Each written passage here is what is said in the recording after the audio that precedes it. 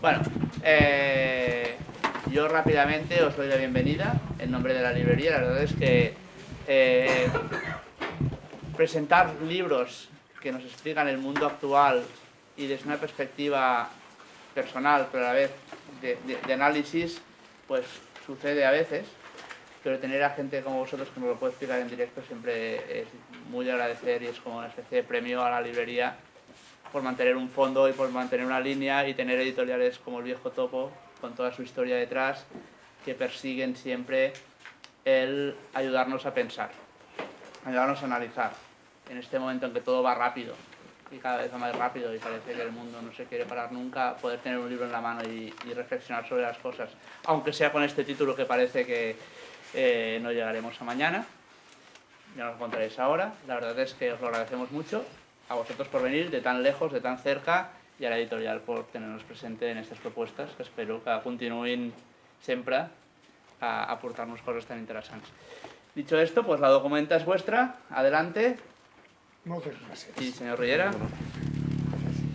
Pues muchas gracias a la librería por estas palabras y por acogernos. Gracias a todos vosotros por venir aquí a asistir. Y estamos aquí con Ramón Franquesa y Manolo Moreo.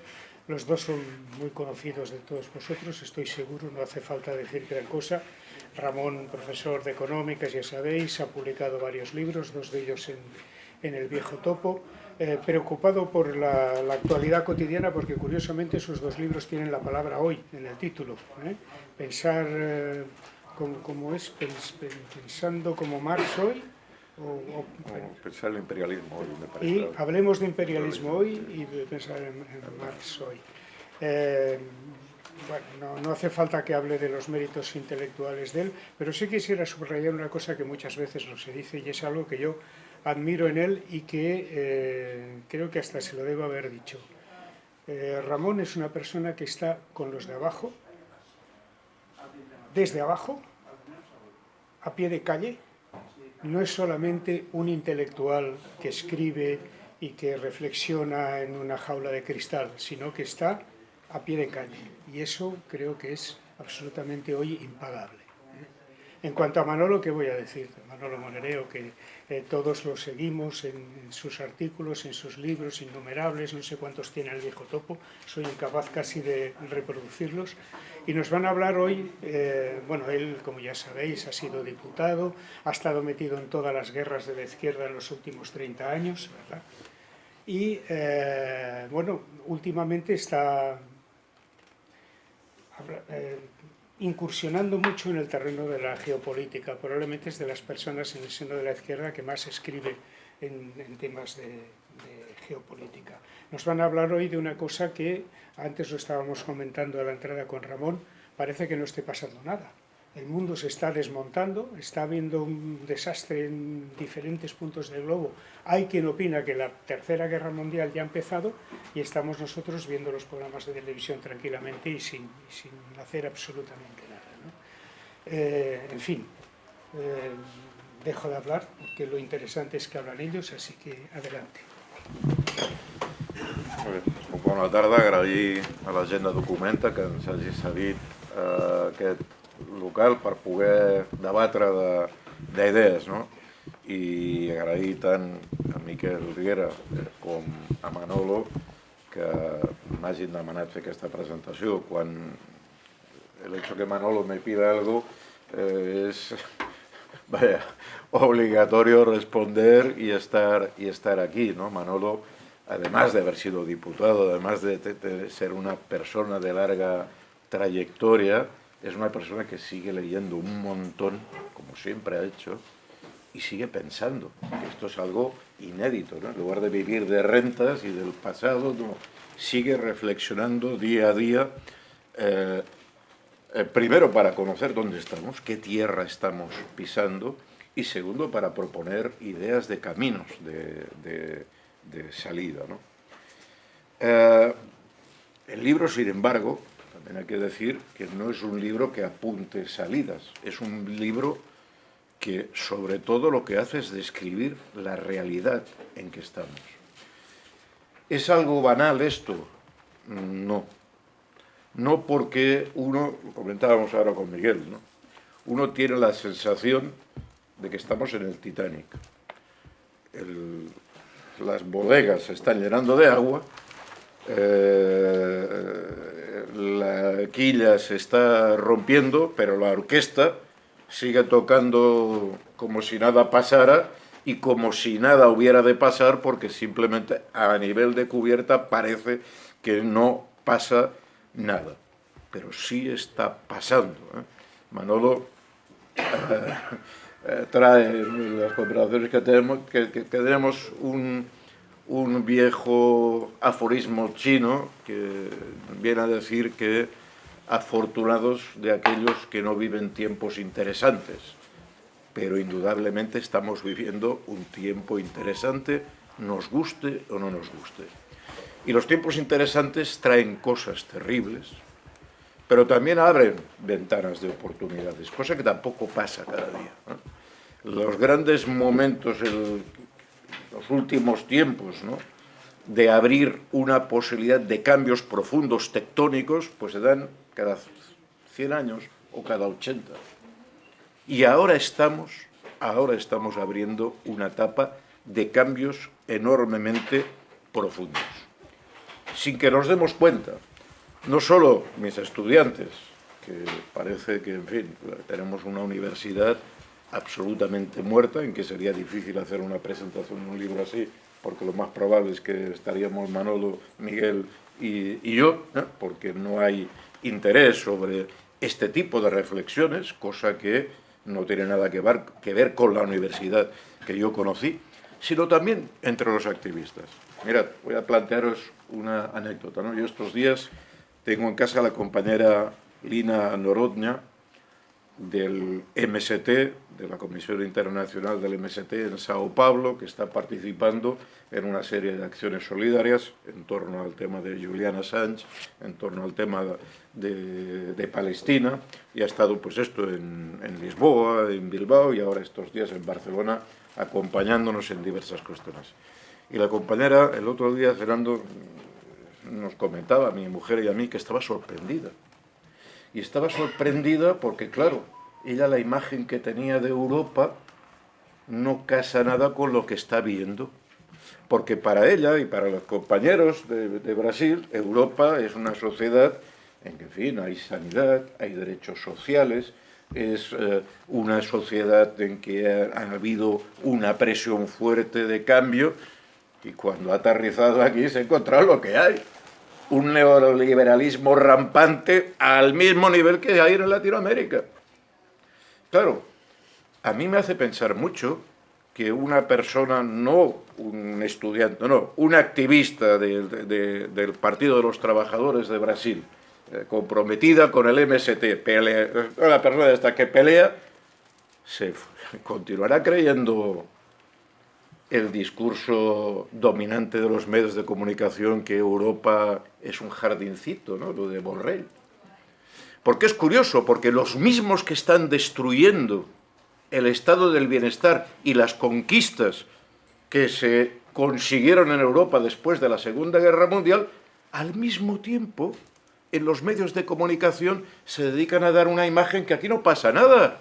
Si los europeos, en fin, tienen subvenciones para todo y están protegidos y tienen unos salarios estupendos, para orientar al resto del mundo, a la gente de América Latina, que no se le ocurra pensar en otra cosa que ese ideal reformista de Europa. Pero eso ya ha pasado, ya no existe. Estamos en otra página. Y resulta que la gente no lo sabe. Y no lo sabe incluso gente que debería saberlo. Por tanto, en estas situaciones es muy importante recordar todo lo que está cambiando.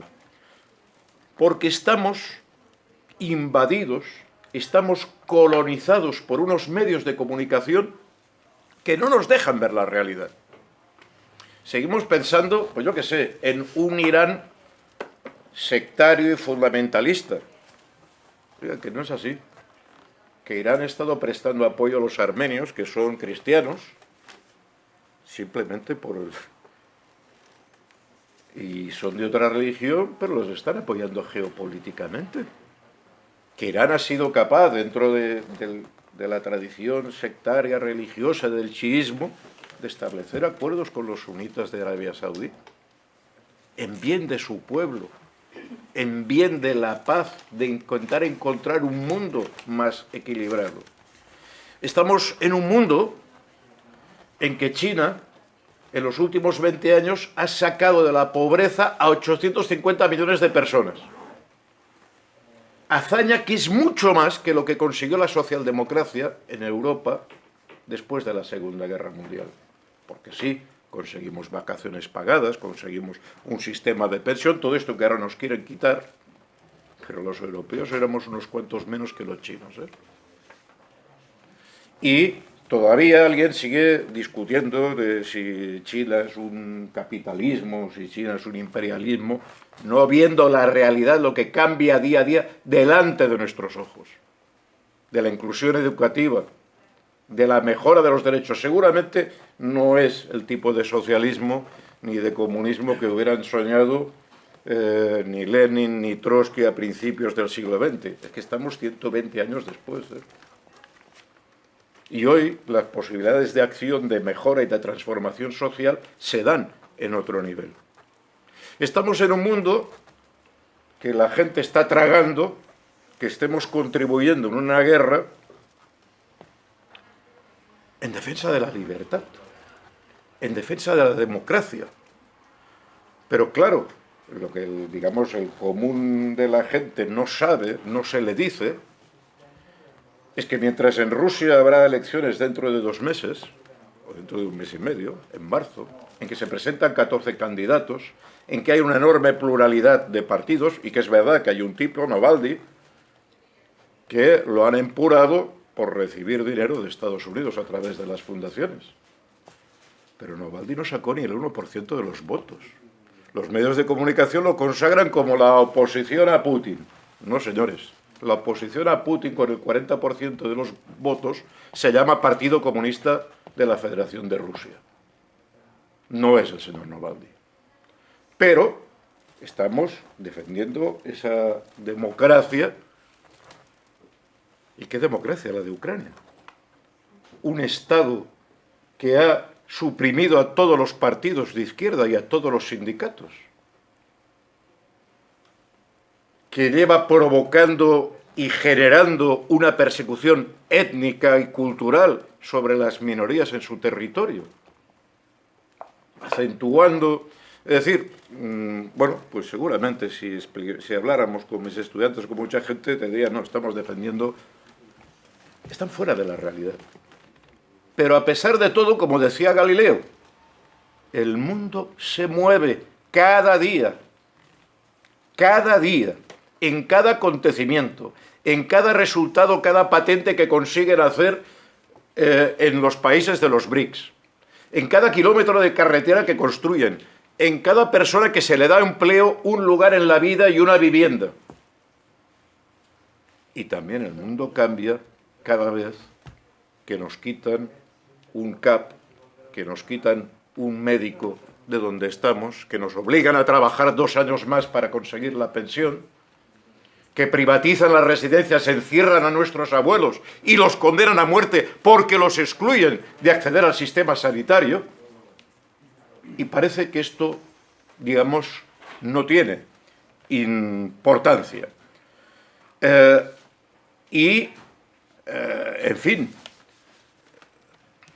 tenemos elementos que vivimos en el día a día que también muestran la consecuencia de la desorientación. Yo lo explicaba esta mañana, ¿no? El domingo estábamos en una concentración en Soledad con Perú, un país de Latinoamérica. En este libro se explican que hay 4 lugares de ruptura, ¿no? Hay la ruptura en Ucrania, evidente. Hay una ruptura en ciernes en Taiwán. Hay una ruptura de la cual se habla poco en África, en toda la África subsahariana, que también cada día pasan cosas. Y hay otra ruptura en Latinoamérica. Y Latinoamérica, que los Estados Unidos consideran su patio trasero, pues estamos viendo esto esta semana Bolsonaro apelando a la gente a salir a la calle porque Lula no ha ganado las elecciones. Y no pasa nada.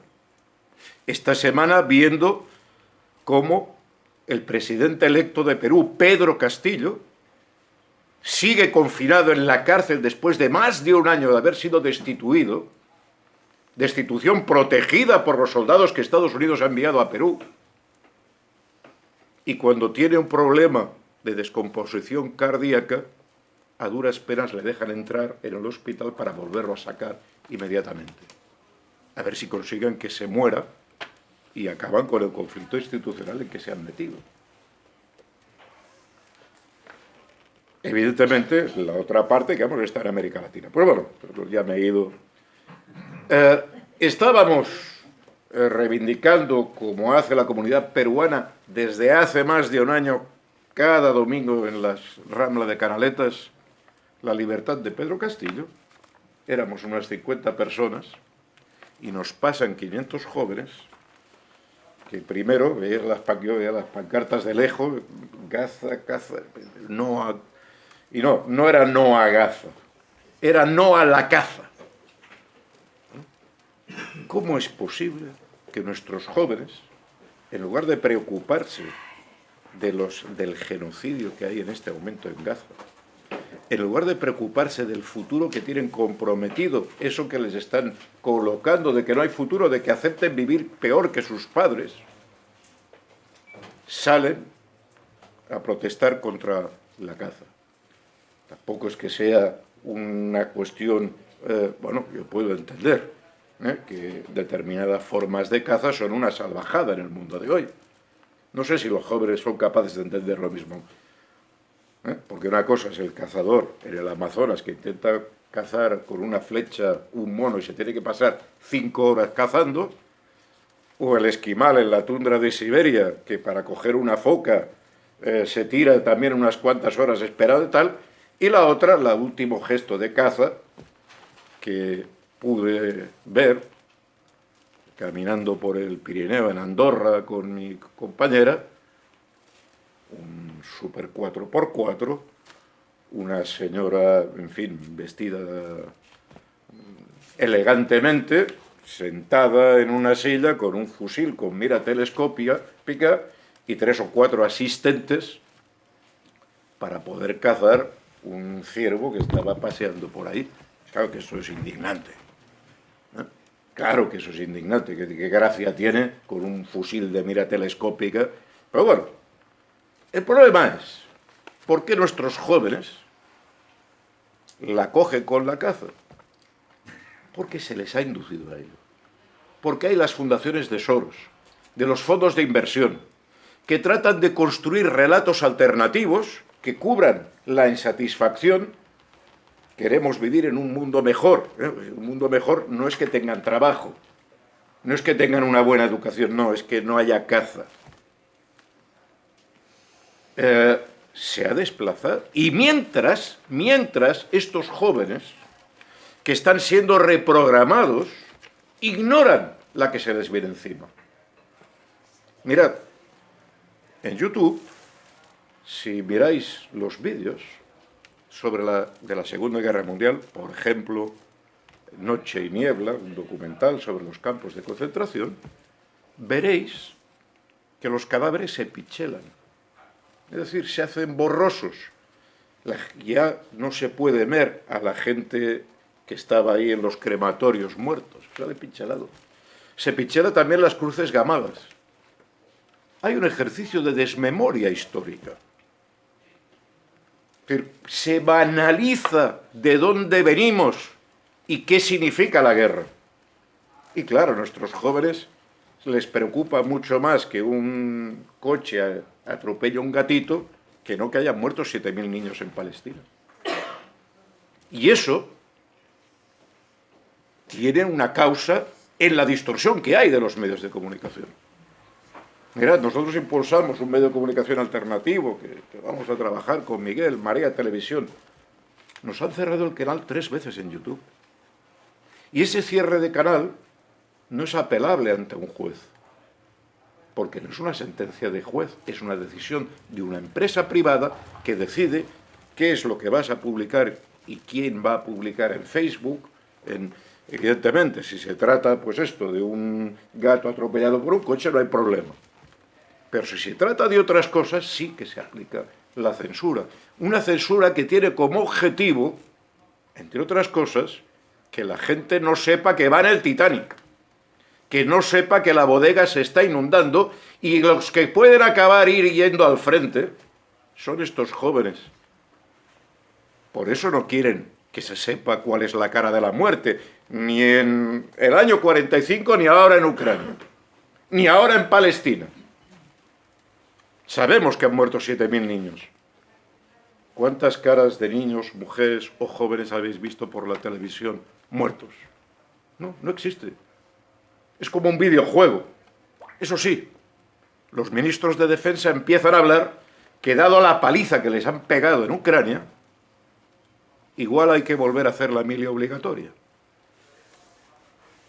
Igual hay que, en fin, no saben lo que se viene, porque claro, una pieza no la toca sin que todo el montaje que se ha hecho sobre nuestros jóvenes se altere.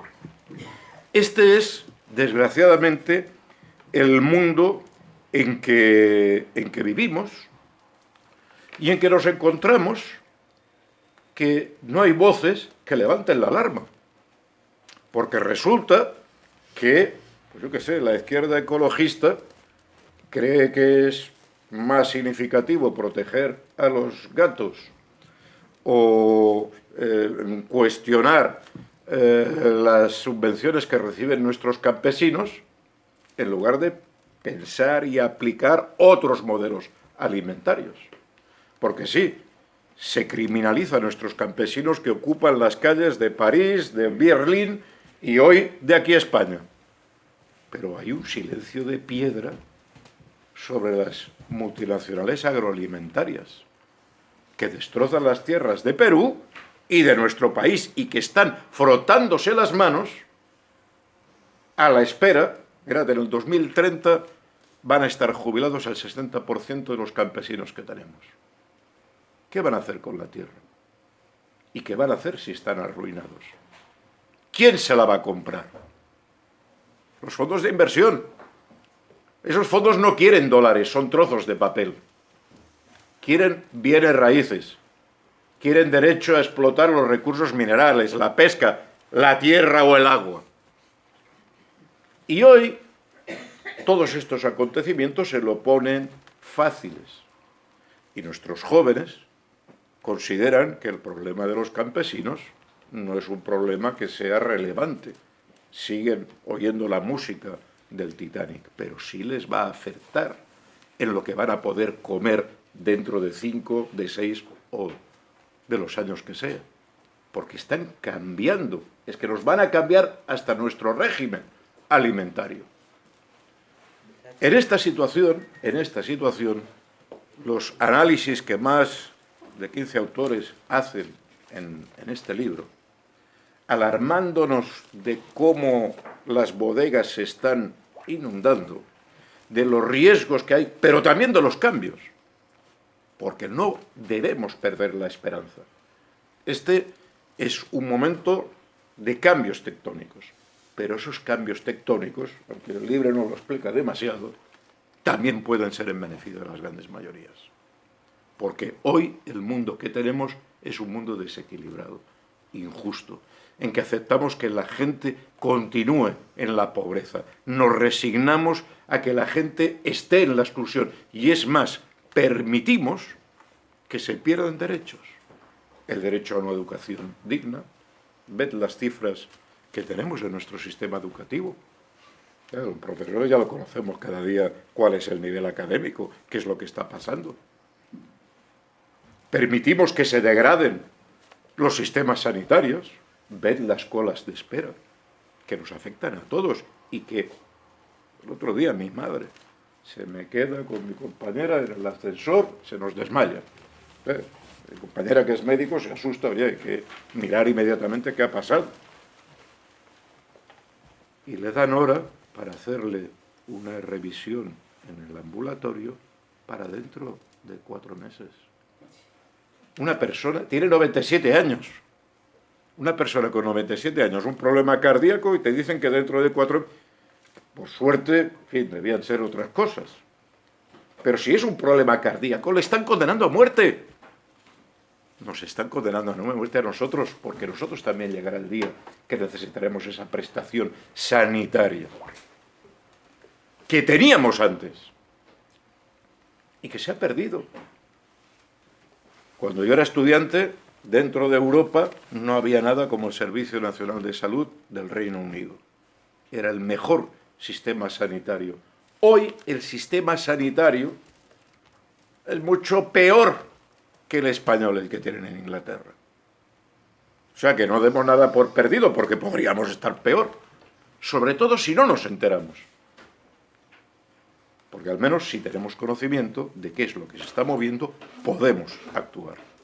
Desde ese punto de vista, yo creo que hay que agradecer a la editorial El Viejo Topo, pues que se haya tomado el trabajo de publicar el libro en un tiempo que no son, que en fin, no es buena la música para este tipo de ejercicios.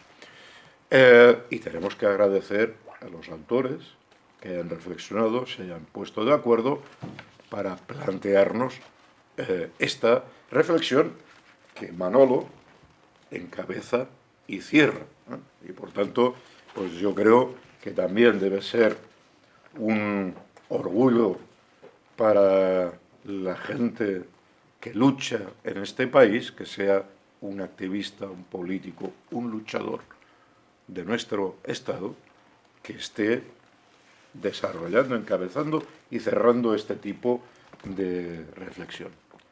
Así que aconsejaros la lectura y aconsejaros la polémica. Pelearos con vuestros hijos, con vuestros nietos, con vuestros compañeros de trabajo. Polemizar, porque esa polémica no va a llegar del mainstream de los medios de comunicación. A ellos les van a seguir emitiendo los valses que se bailaban en la cubierta del Titanic. A ver si no te enteras de la que te viene encima hasta 5 minutos antes de tener el agua en el tobillo. Y nada más, Manolo,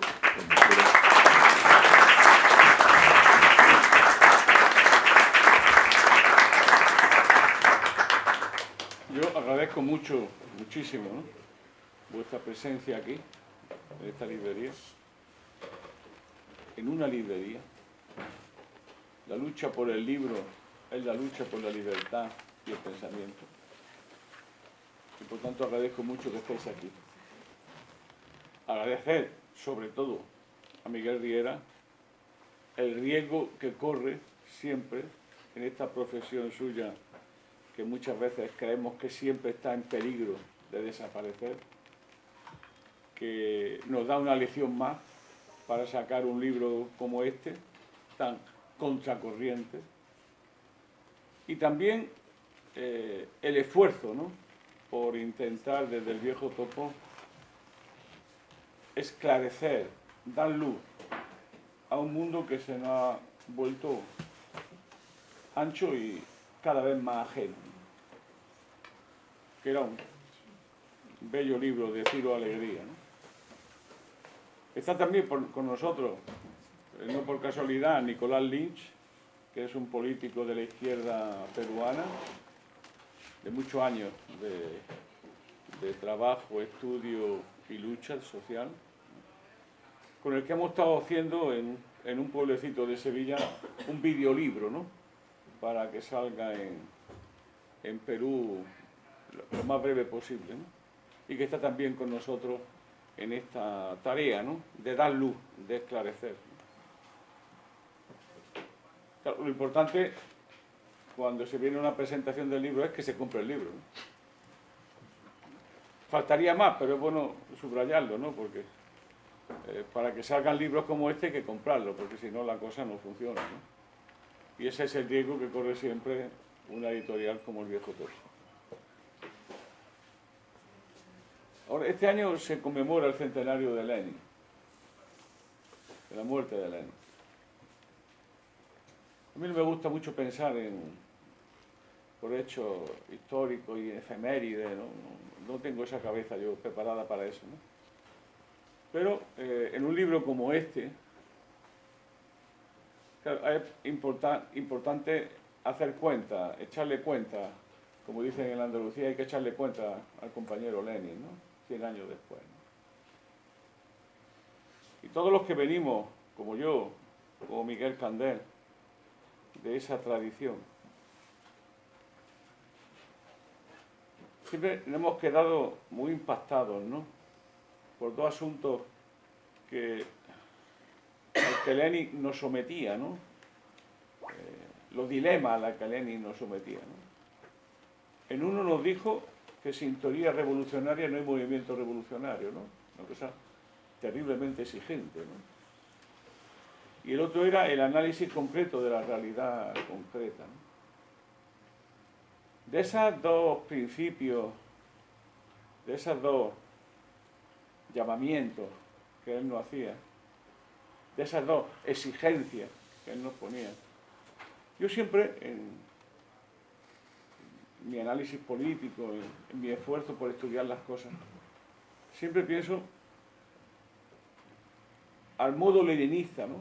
O intentándolo, al menos, pensar cuál es la etapa histórica que vivimos. Y segundo, cuál es la fase histórica en la que estamos. Son las viejas preguntas de Lenin. No solo de Lenin, sino de Carlos Marx y de toda la tradición que tiene que ver con Carlos Marx. ¿Qué etapa estamos viviendo? Porque resulta que, según decía el viejo Lukács, ¿no? Para un marxista que se aprecie, la historia va de la normalidad a la excepción y de la excepción a la normalidad. Si queréis, de la guerra a la paz o la paz que prepara la guerra, o como queréis llamarlo. Pero siempre hay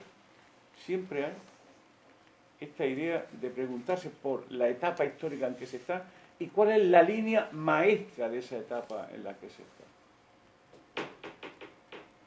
Se ha discutido mucho sobre si Lenin acertó en el diagnóstico de lo que él llamó el imperialismo, confundiendo la teoría de Lenin con la teoría de un académico o de un historiador. Lenin lo que era un revolucionario que luchaba por la revolución y que intentaba fundamentar la posibilidad de la revolución y de una salida del capitalismo. Lenin, en el libro del imperialismo, que hoy tiene mucha actualidad, siempre la ha tenido, lo importante no era si tal o cual elemento teórico de esa visión que tenía suya del imperialismo, ¿no? Trufada de las viejas cosas de Hilferding y de un intelectual británico antiimperialista y en cierta manera un antecedente reconocido, por cierto, de Keynes, sino lo que nos venía a plantear él era cuál era la etapa histórica del imperialismo. Y acertó. Desde la Primera Guerra Mundial hasta el año 1945, esa etapa fue permanentemente organizada por esta consecuencia de lo que era la línea que interpretaba una fase histórica. ¿Y cuál era esa etapa histórica? Que entrábamos en un periodo de guerra, de revolución, de contrarrevolución, de crisis y lo que él llamaba de guerra civil, camino de la revolución. Eso era el meollo del leninismo. Aquello que llamó el joven Lukács, que llamó, yo creo que sigue siendo el mejor libro sobre el leninismo, ¿no? Que era el Lenin, la actualidad de la revolución. Eso era lo que quería explicar Lenin, la actualidad de la revolución. Y marcó toda una época histórica en la visión del mundo y también encontrar un orden en el desorden, una línea maestra, una tendencia, un lugar. Si la verdad es el todo, es lo primero que notamos en esta época, ¿no? Que está habiendo enormes cambios trascendentales, cambios históricos sociales de una enorme hondura, y que no tenemos una visión omnicomprensiva de la etapa histórica y de su línea maestra histórica. Y el mundo lo vemos con asombro, con desesperación, pero no sabemos interpretarlo para cambiarlo. Yo creo que eso es, como diría Ortega, es lo que nos pasa y cómo nos pasa. Y lo que echamos en falta es una izquierda a la altura de los tiempos históricos, capaz de interpretar ese mundo y convertir esa interpretación en fundamento de una estrategia en la perspectiva de la revolución. Eso, a mi juicio, es lo que siempre ha sido el leninismo. Es decir, ¿cuál es lo más interesante de este mundo que estamos viviendo? Es que hay como dos grandes ciclos. Un ciclo histórico largo y ciclos medio y cortos que se entrecruzan dramáticamente. Hace poco sacó un libro, un intelectual al que sigo mucho desde siempre, Emmanuel Todd. El libro se llama La derrota de Occidente. Ese es el elemento, a mi juicio, más significativo de esta época histórica, que pone en cuestión 500 años. Es decir, si entendíamos los tiempos modernos y la modernidad como algo que tuvo que ver con eso que se llamó el descubrimiento de América, hay que decir que este ciclo largo, en este momento, lo que pone en cuestión es el dominio imperial, político y cultural de Occidente sobre el mundo. Y que ahora, de nuevo, se abre una lucha a nivel, sí, mundial, por una descolonización verdadera. Eso para mí es el elemento esencial de esta época que estamos viviendo. Se ponen en cuestión 500 años de dominio de Occidente. El viejo Spengler le daba mucha vuelta a esa idea, ¿no? Yo creo que era una pena que un libro tan interesante tuviera una idea tan mal construida, pero suele ocurrir. Pero había esta idea, ¿no? Que él lo hacía además a la defensiva y contra los bárbaros. Pero acordaros del viejo poema, ¿no? Que vienen los bárbaros. Eran una solución. Al final eran una solución. Pues ahora, felizmente, el mundo que no es Occidente se ha puesto en pie y quiere cuestionar las reglas, los fundamentos de ese orden imperial mundial, que representa en nombre de Occidente Estados Unidos. A mi juicio, eso es el hecho más decisivo de esta fase que estamos viviendo. Y que, claro, no es ninguna casualidad que tenga detrás a la mayoría de la humanidad, a los grandes países demográficamente enormes, que además, en muy poco tiempo, como decía muy bien Ramón, están cuestionando los fundamentos de esta política y significa la irrupción en el planeta Tierra de culturas milenarias que han sido sometidas, dominadas por Occidente en eso que hemos llamado, con razón, imperialismo. Para mí ese es el hecho decisivo, el hecho fundamental de este ciclo largo, soñado por muchos, pero que hoy se está realizando dramáticamente. La segunda cuestión es interpretar dentro de este mundo, dentro de esta etapa histórica larga, a lo Brodel, una etapa larga, interpretar bien cuál es la fase. Y la fase la dijo con mucha claridad Biden. América ha vuelto. La segunda conclusión para una persona como yo es: América ha vuelto, estamos en peligro. Y esta conclusión, que a mí me sale espontáneamente, responde a mucha cultura y mucha teoría que ha organizado también a mi mente. Porque el sentido común es también el producto de una larga historia que tenemos. Estados Unidos vuelve. Y cuando lo dijo Biden, dije, estamos en peligro. ¿Por qué el peligro? ¿Por qué estamos en peligro? Porque Estados Unidos vuelve para impedir que los cambios que la humanidad necesita se realicen. Es decir, Estados Unidos vuelve para perpetuar su dominio, su control y perpetuar un orden internacional basado en sus reglas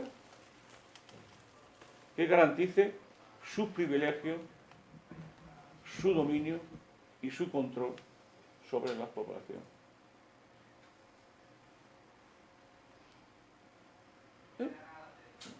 Lo de Donald Trump es siempre complejo, ¿no?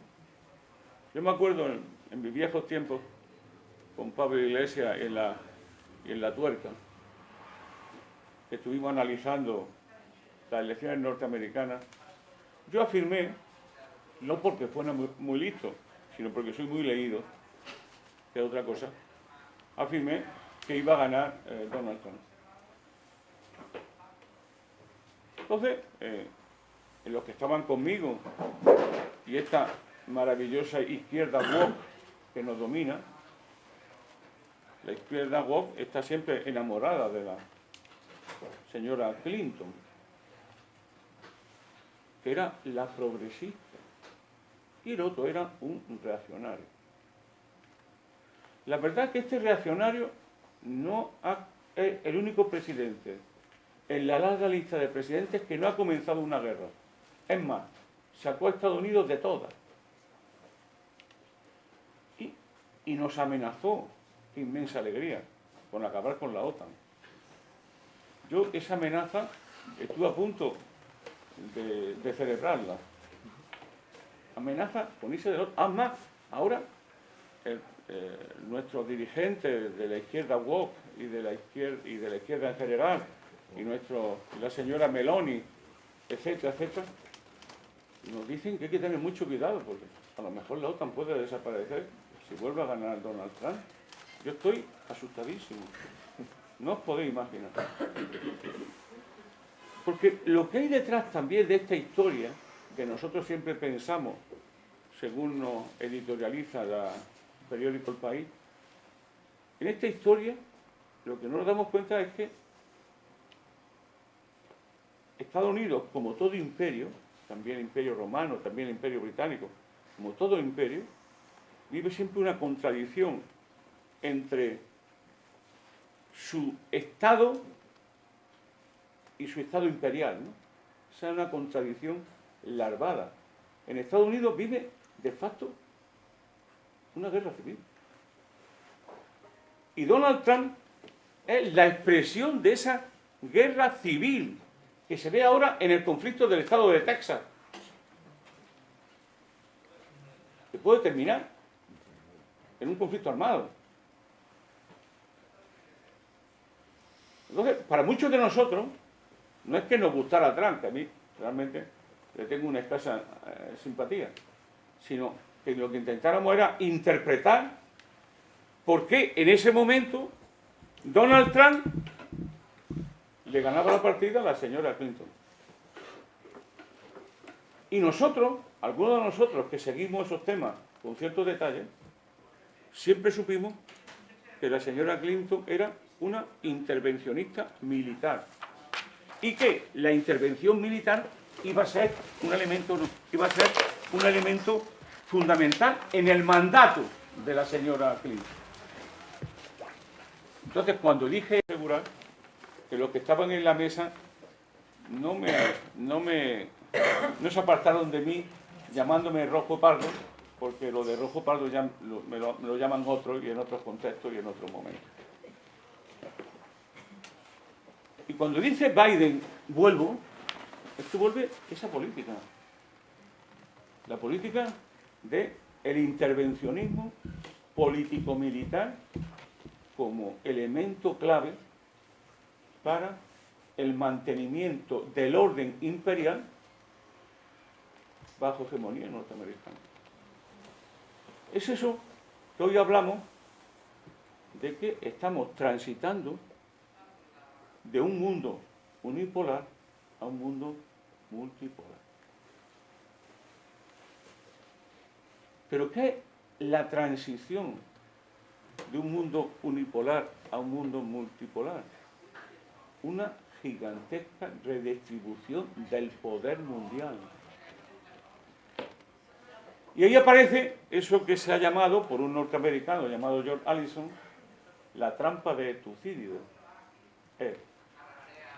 El gran problema es, ¿se puede transitar a un mundo multipolar sin una guerra mundial?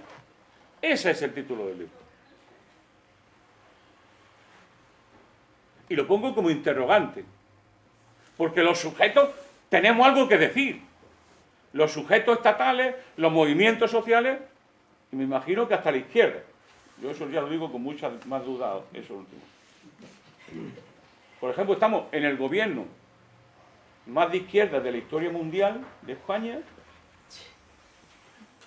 que es seguramente el gobierno que tiene los presupuestos militares más grandes de la historia de España, y lo estamos haciendo con alegría frente a la agresiva política polarizadora del Partido Popular y de Vox. Pero estamos hoy, hay que leer el último informe de la asociación de las para entender que estamos en un momento donde nos hemos convertido en uno de los países, y esta izquierda es la izquierda atlantista más fuerte que ha habido en España en ningún momento de su historia, por acción o por omisión. Pero el problema real era es este. En un proceso como este, en una transición como esta, ¿se va a poder evitar la guerra mundial? ¿Quién la va a evitar? ¿Cómo se va a evitar? Porque los países que se llaman emergentes es de suyo, naturalmente, lo que quieren es cambiar los fundamentos de este orden. Y estoy plenamente convencido que para China eso se debería de hacer por métodos pacíficos, evitando la confrontación nuclear.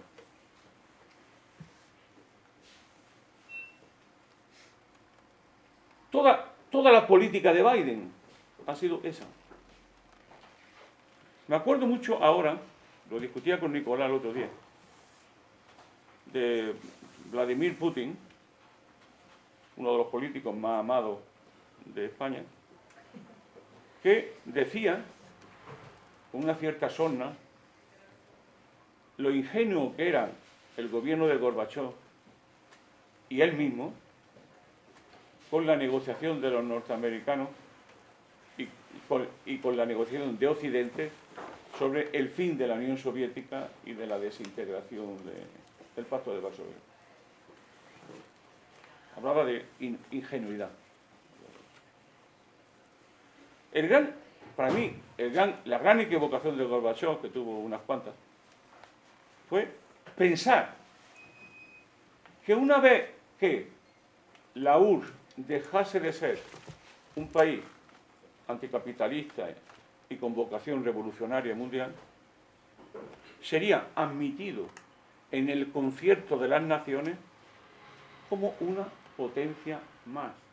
respetada y además no solo respetada, sino que esa transición se podía hacer para mejorar los destinos de la humanidad y las condiciones de vida, sobre todo del tercer mundo. Y ellos pensaron ingenuamente algo que Lenin nunca hubiese pensado. Es decir, lo que Lenin hubiese pensado, a mi juicio, había otro que lo pensaba también, que se llamaba Stalin, nunca hubiese llegado a la conclusión de que Occidente iba a aceptar la URSS y su poder como uno más. Es decir, que Occidente iba a aceptar la crisis de la URSS para no aprovecharse de ella y arrinconar a Rusia, desintegrarla y acabar con su cultura y su tradición. Eso es lo que han aprendido los políticos que se entregaron a Occidente, empezando por Putin. Aprendieron que ante esa crisis de la URSS, Occidente lo que hizo fue sacar ventaja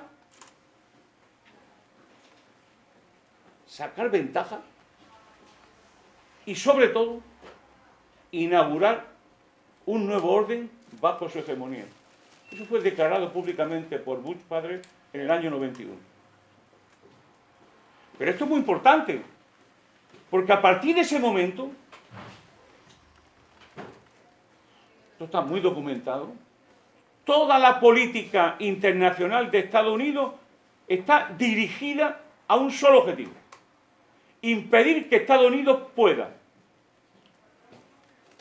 tener que enfrentarse a un enemigo como fue la URSS. Dicho de otra manera, impedir que surgiera una potencia rival que cuestionara la hegemonía norteamericana. Toda la política exterior de Estados Unidos ha sido siempre esa. Y eso es una guerra permanente. Una guerra permanente y activa. Si vemos todo el decurso del año 89 hasta ahora, son guerras sucesivas, con una peculiaridad. Todas las ha iniciado Estados Unidos y todas las ha terminado perdiendo. A pesar de que les ganaba militarmente, porque ninguno tenía la fuerza para enfrentarse realmente a Estados Unidos. No hablo solo de Irán, perdón, no hablo solo de Afganistán, no hablo solo de Irak, no hablo solo de Libia, no hablo solo de Siria, no hablo solo de Yemen, no hablo solo de Yugoslavia, no hablo solo de Kosovo, no hablo solo del bombardeo de Serbia por parte de la OTAN.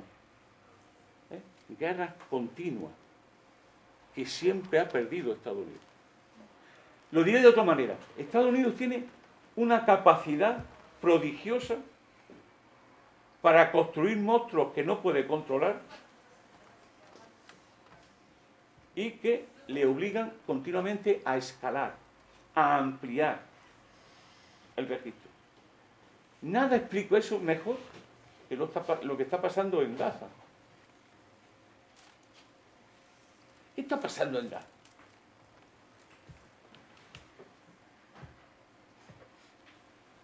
Todo el mundo piensa, cuando pensamos en Netanyahu,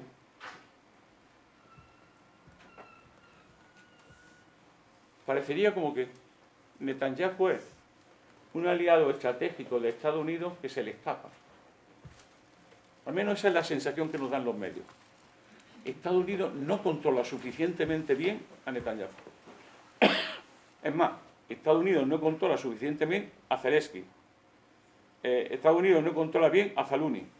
Sí, nunca acaba controlando, ¿no? Pero hay un problema real diferente. Hace ya muchos años, dos conocidos especialistas norteamericanos en geopolítica, uno de ellos era John Mearsheimer, lo venían a decir, ¿no? Israel no es solo ni principalmente un aliado estratégico de Estados Unidos. Es un actor interno de la política norteamericana. Sin los lobbies israelitas no se puede ganar una elección en Estados Unidos. Ese es el problema que hay ahora. Cuando Netanyahu se enfrenta a Estados Unidos, no lo hace como un aliado frente a otro aliado, sino como un actor interno que cuestiona la política de Biden porque no le permite realizar lo que él quiere realizar. ¿El otro problema cuál es? El otro problema es que del conflicto de Irak surgió una potencia vencedora, que fue Irán, que se ha convertido en un actor decisivo de esa época. Y luego ya, para que las cosas fuesen más complicadas todavía para Netanyahu, aparece China en la zona y nada más y nada menos que promueve un acuerdo entre Irán y Arabia Saudita. Madre mía. Aceite y agua. Chiita y sunita. Y además propiciado por China. Por lo cual, la cosa es absolutamente sorprendente. Hace apenas unos años se firmaron los acuerdos de paz de Abraham y el objetivo final de ese acuerdo era permitir un acuerdo real y permanente entre Israel y Arabia Saudita. Eso se ha acabado. Pero lo más sorprendente para todos, incluido para un servidor, yo no hablo de oída, también para mí, es que de pronto aparezca una fuerza como Hamás, con esa implantación, con esa capacidad de actuar y, sobre todo, que llevamos ya meses donde el todopoderoso ejército israelí lo único que hace, con mucha eficacia, es matar a viejos, a jóvenes y a mujeres, pero no ha conseguido desarmar y derrotar a Hamás como fuerza político-militar.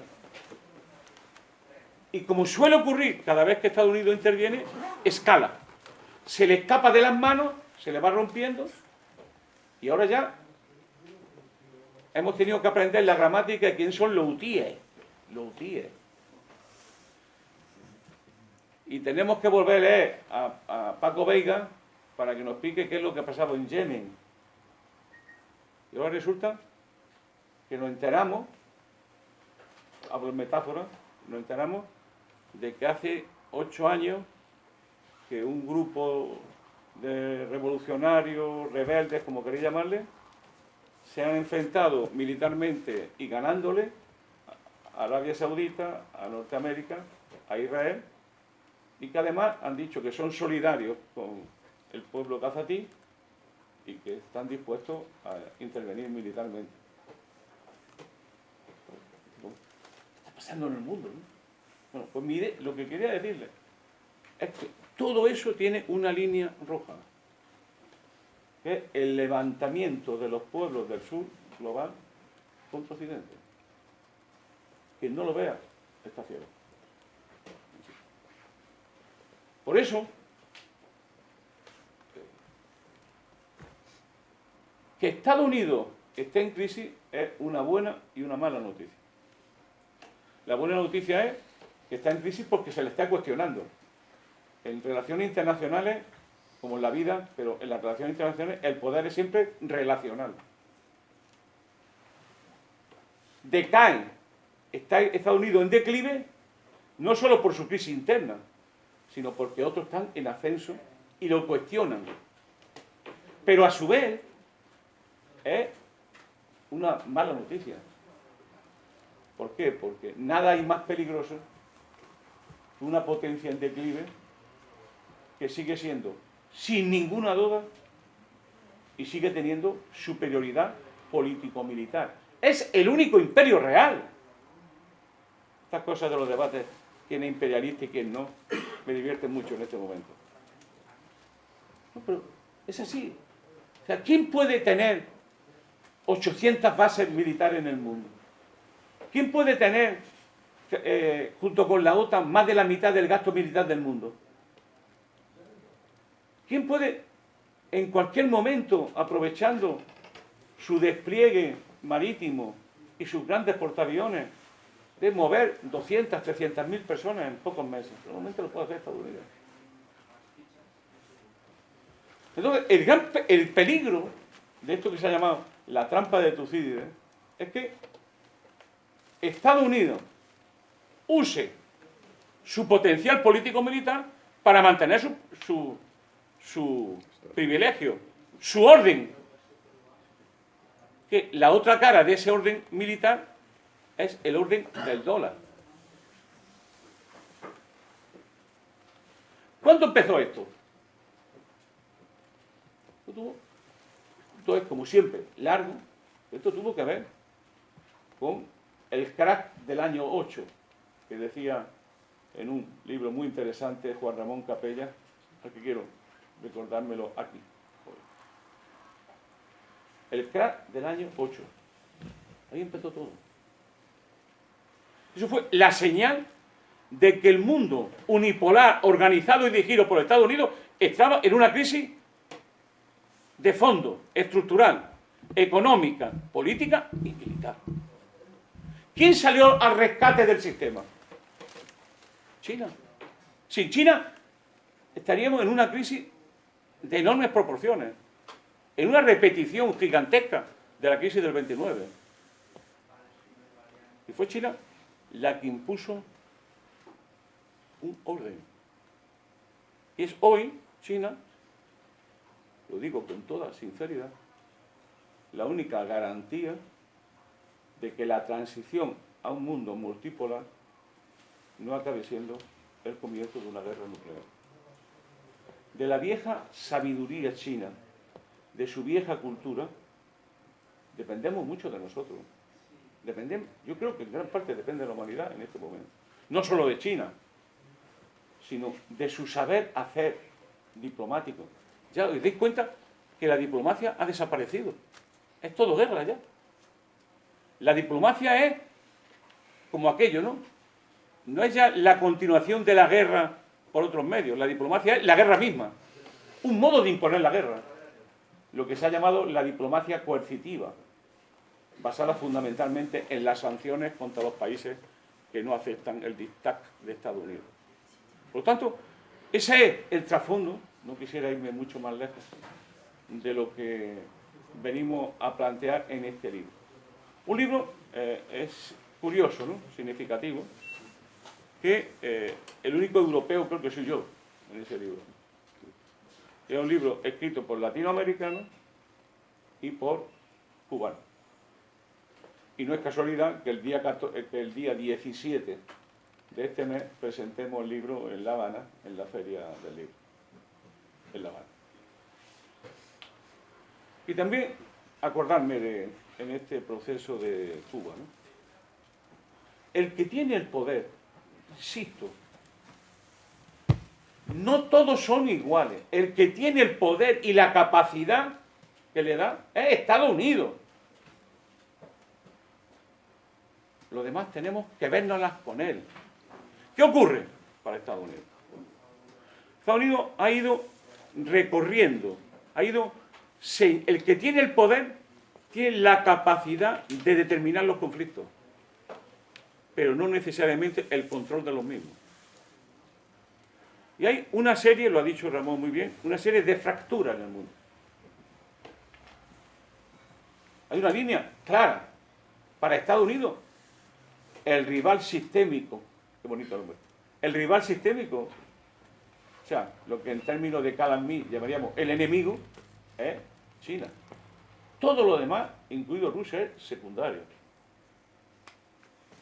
Y cuando Estados Unidos dice que uno es un enemigo, hay que tomárselo en serio. Porque actúan rápidamente. Y la primera línea de fractura está en el mar de China Meridional. Y un elemento clave es Taiwán. Yo he dicho, eso es un termostato que Estados Unidos lo usará en función de cuando le interese. bajo el principio que dicen los peruanos de pisar el palito. Le están obligando a China a pisar el palito de la trampa de Taiwán. Le dicen, reconocen, Taiwán es una provincia china, pero sin embargo la armamos hasta los dientes y fomentamos el separatismo de China. Luego, ahí habrá un gran problema. Y alrededor de China se ha construido una línea, un muro, un mecanismo, un dispositivo político-militar de acoso, de freno, acoso y derribo de China.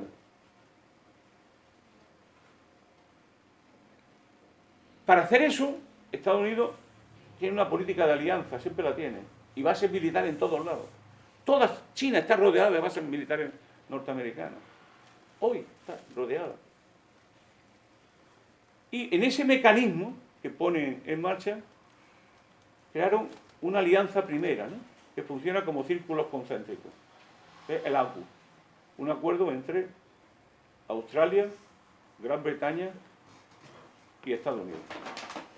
Hay un segundo línea que está funcionando, que es lo que podemos llamar los protectorados militares de Estados Unidos. Estados Unidos tiene protectorados militares. Países que no son independientes ni soberanos. Me refiero básicamente a Japón y a Corea del Sur. Esa es la segunda línea. Y luego hay una tercera de alianzas complejas y contradictorias, pero alianzas al fin y al cabo, donde Filipinas juega un papel decisivo y fundamental. En medio, un actor que emerge. Te quedan 5 minutos de tiempo Pues, para que puedas vender algún libro y firmar. Pues vamos a intentar vender este libro y, como diría aquello, yo he venido a hablar de mi libro. Entonces, y a venderlo. Entonces, la clave es esa. No voy a hacer. La segundo frente, muy bien articulado, lo tenemos en Ucrania. Pero el problema es que Estados Unidos se mete en guerra y yo creo que expresa mucho su decadencia, ¿no? Ya no tiene, como tenía antes Estados Unidos, diplomáticos, especialistas, que analizaban con cierta sabiduría, ¿no?, lo que pasa en los países, ¿no?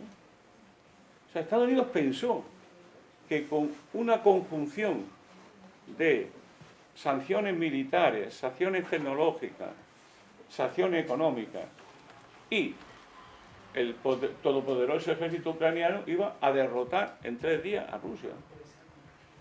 Yo les puedo decir, no tengo mucho tiempo para explicarme, que Rusia está viviendo una revolución productiva de enormes dimensiones y que no solamente no la han derrotado, sino que este año Rusia crecerá más que la Unión Europea, un país sancionado.